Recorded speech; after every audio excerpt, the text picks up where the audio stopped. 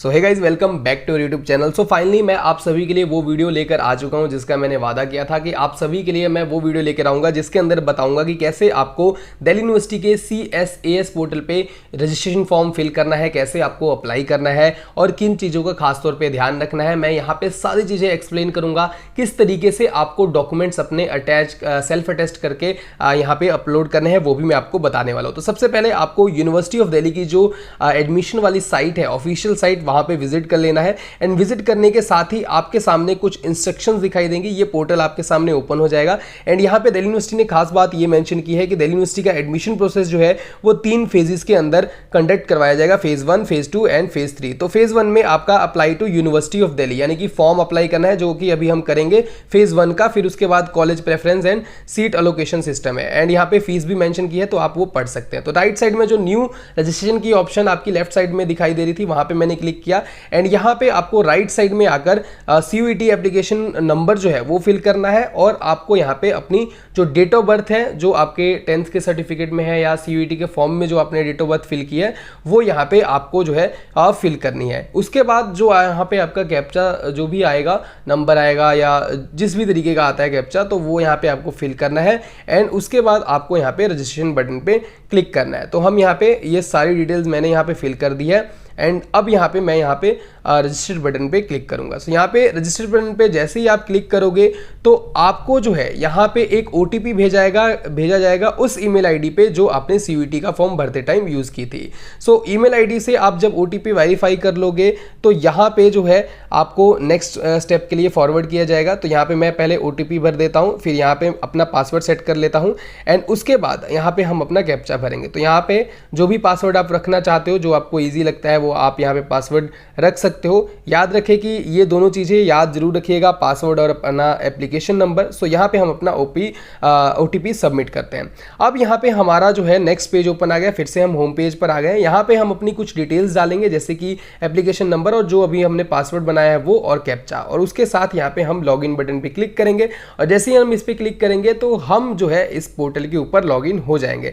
Login होने के साथ ही आपके सामने कुछ लिस्ट आ जाएगी डॉक्यूमेंट्स की कि ये डॉक्यूमेंट जो है आपके पास होने चाहिए एंड इस फॉर्मेट में होने चाहिए। एंड इनका जो साइज है वो क्या होना चाहिए, इसके बारे में भी इंफॉर्मेशन मिल जाएगी। सो यहाँ पे सारा कुछ मेंशन किया गया है। और खास तौर पे एक चीज का ध्यान रखिएगा, ये मेंशन किया गया है कि कोई भी डॉक्यूमेंट जो है वो आपको सेल्फ अटेस्ट करके ही अपलोड करना है। सेल्फ अटेस्ट का मतलब क्या होता है वो मैं आपको यहाँ पे समझाता हूँ। तो हम यहाँ पे आगे नेक्स्ट ऑप्शन पे जब आप क्लिक करोगे तो यहाँ पे आपको खूबसूरत सा जो पोर्टल है दिल्ली यूनिवर्सिटी का वो नजर आएगा। एंड इसके ऊपर आपका नेम एंड बेसिक जो डिटेल्स है जो CUET फॉर्म से यहाँ पे ऑलरेडी यहाँ पे मेंशन होती हैं। उसके बाद अगर आप अनरिजर्व कैटेगरी से हो तो ये सारी ऑप्शंस आपको फिल करने की जरूरत नहीं है। अगर आप रिजर्व कैटेगरी से हो तो आपको सर्टिफिकेट नंबर एंड कुछ डिटेल्स जो है यहाँ पे डालनी पड़ेंगी। तो यहाँ पे मैं OBC कैटेगरी है तो सबसे पहले सर्टिफिकेट नंबर डाल देता हूँ, जो कि आपके सर्टिफिकेट के ऊपर ही होगा। एंड इशू की डेट क्या है, यानी कि किस डेट को इशू हुआ था ये सर्टिफिकेट। उसके बाद यहाँ पे किसके द्वारा या किस अथॉरिटी के द्वारा ये सर्टिफिकेट जो है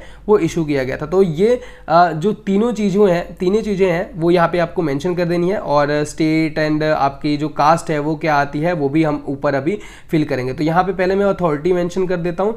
जैसे ही आप अथॉरिटी मेंशन करोगे ऊपर भी यहाँ पे मैं पहले उत्तर प्रदेश एंड फिर जो कास्ट है वो, एंड यहाँ पे फिर आपकी इनकम। तो यहाँ पे सारी डिटेल्स मैंने फिल कर दी है। और कोई अल्टरनेट नंबर देना चाहते हो तो दे सकते हो, आपके ऊपर है। उसके बाद यहाँ पे आपकी फैमिली की डिटेल्स पूछी जानी है, जैसे कि मदर का जो है ऑक्यूपेशन क्या है, अगर है तो उसका ऑफिस का एड्रेस क्या है, फादर का क्या है, तो आप अपने अकॉर्डिंगली इसे सिलेक्ट कर सकते हैं। और बाकी नीचे जैसे ही आप आओगे तो अगर आप वार्ड कोटा में आते हो तो यस कर सकते हो, अदरवाइज यहाँ पे नॉट एप्लीकेबल आ जाएगा।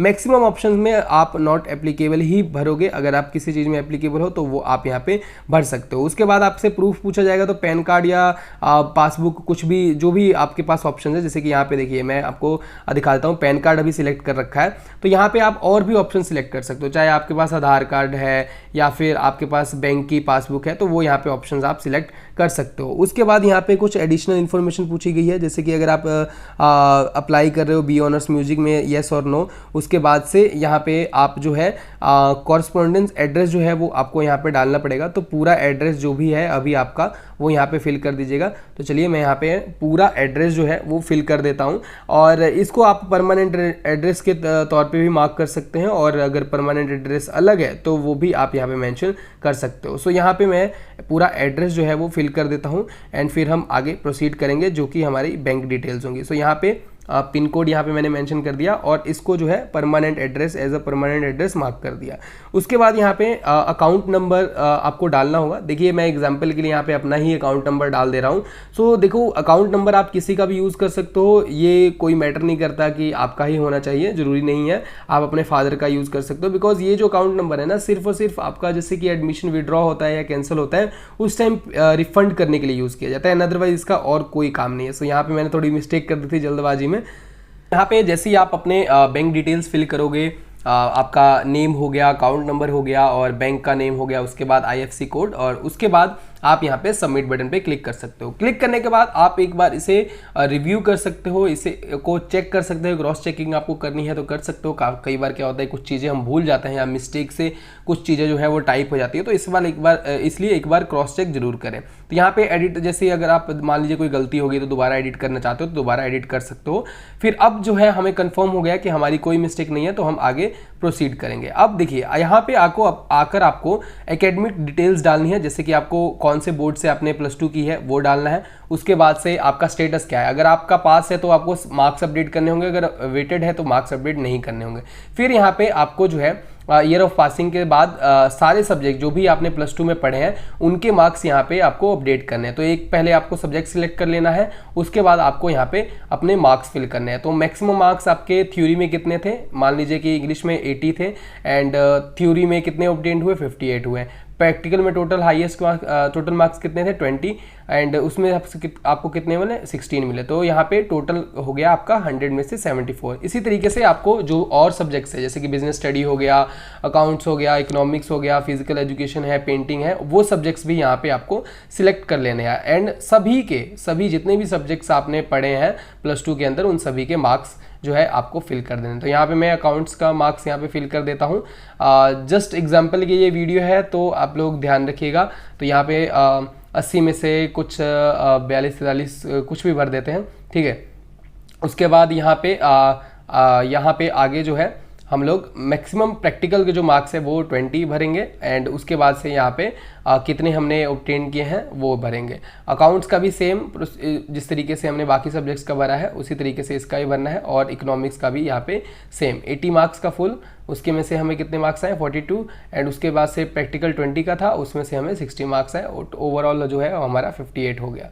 सो यहाँ पे अदर ऑप्शन जो है वो फिजिकल एजुकेशन है, पेंटिंग है, तो इन सभी के मार्क्स भी यहाँ पे हमने अपडेट कर देने। तो इस तरीके से आपको जो कुल मार्क्स है अपने वो अपडेट करने हैं। उसके बाद से कुछ एडिशनल डिटेल जो है वो आपको देनी पड़ेगी, जैसे कि स्कूल का नेम क्या है, एंड स्कूल टाइप क्या था, यानी कि गवर्नमेंट था या फंडेड था या फिर प्राइवेट था। तो यहाँ पे मैंने प्राइवेट सेलेक्ट कर दिया है, NCT Delhi, English and up to class 10th, Hindi up to class 10th तक हमने पढ़ी हुई है। तो ये आप लोग को वो ऑप्शन जो है वो सिलेक्ट करनी है। फिर यहाँ से आप क्रॉस चेक कर सकते हो। अब देखिए यहाँ पे मैंने क्या किया ना, फिजिकल एजुकेशन का जब यहाँ पे मैंने नंबर अपडेट किया तो मैंने यहाँ पे 13 नंबर सिर्फ अपडेट कर दिए। तो यहाँ पे आप लोगों को ध्यान रखना है कि क्रॉस चेक जरूर करें। तो यहाँ पे मैंने ठीक कर लिया। चलिए अब यहाँ पे ठीक हो गया।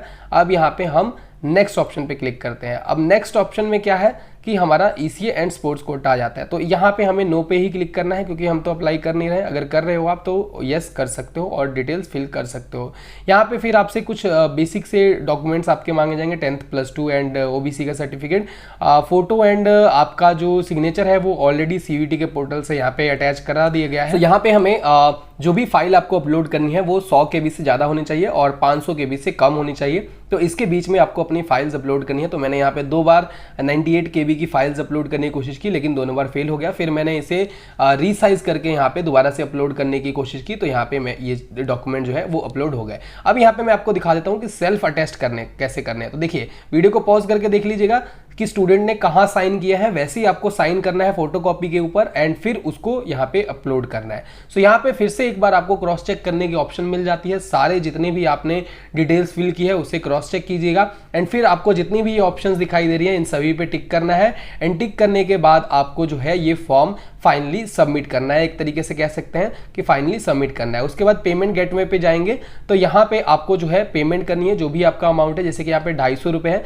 तो 250 रुपये जैसे ही आप प्रोसीड नाउ पे क्लिक करोगे तो वो आपके या तो पेटीएम से कर रहे हो तो पेटीएम पे रेफर कर देगा और वहाँ से डायरेक्टली जो है आप पेमेंट कर पाओगे, इजिली पेमेंट कर पाओगे। कार्ड से करनी है तो कार्ड से कर सकते हो। पेमेंट करने के साथ ही आपका रजिस्ट्रेशन का जो प्रोसेस है वो खत्म हो जाएगा और अब आपको जो है सेकेंड राउंड के लिए तैयार रहना है जो कि काफी डिफिकल्ट रहने वाला है। उसके रिलेटेड भी मैं वीडियो लेकर आऊंगा, लेकिन अभी के लिए इतना ही। मिलते हैं नई वीडियो के साथ। All the best for your admission process.